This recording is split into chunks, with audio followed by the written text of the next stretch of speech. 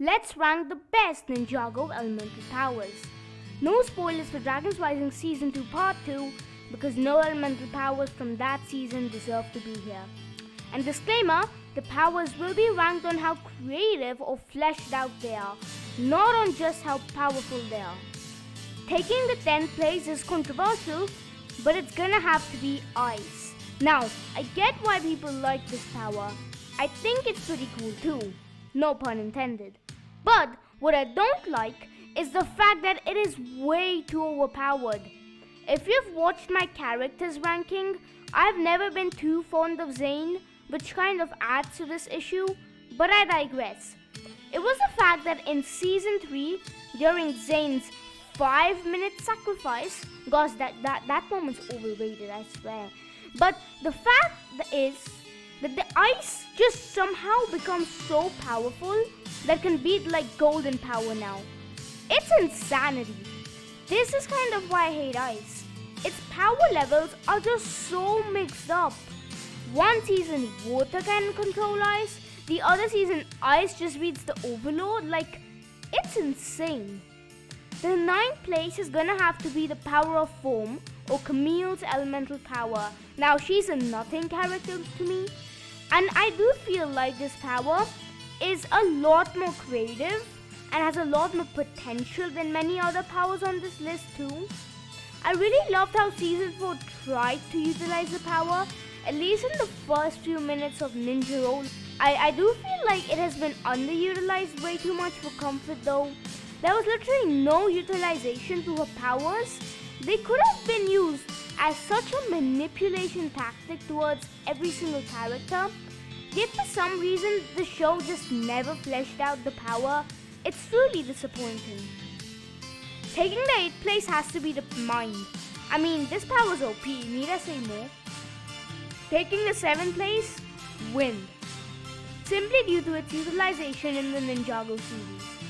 Season 5 really made this power OP, and even if Jay could control wind for that one moment, I digress.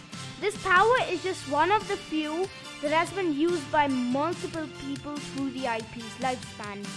Even just for that, this power is very much deserving on being on here.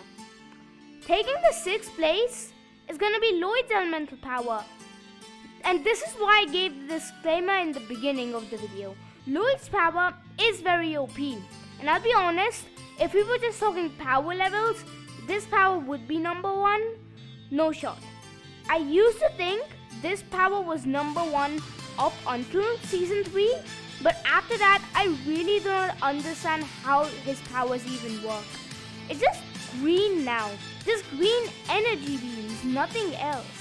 Sometimes they're called life, sometimes energy, sometimes essence, sometimes just green. Make up your mind already. Taking the 5th place, it's gonna have to be water. I really do think Seabound helps with a lot of the backstory behind this power, especially with the Niad and Maya stuff too. I just find it a tiny bit unbelievable that a splash of water can throw people 50 yards back. Like, no hate to Nia, I really like Nia as a character, but I just don't get how a water splash throws someone 50 yards back.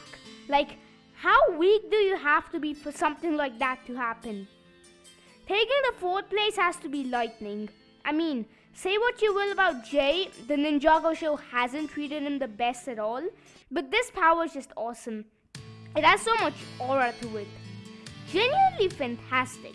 Also, if you don't think this power is cool, if like you're someone who thinks lightning is not as cool as any other power, just look at the God of Thunder. You don't even have to look at Jay. Just look at other IPs and how they use lightning characters. The 3rd place is fire. I won't talk much about this because it's just such a cool elemental power.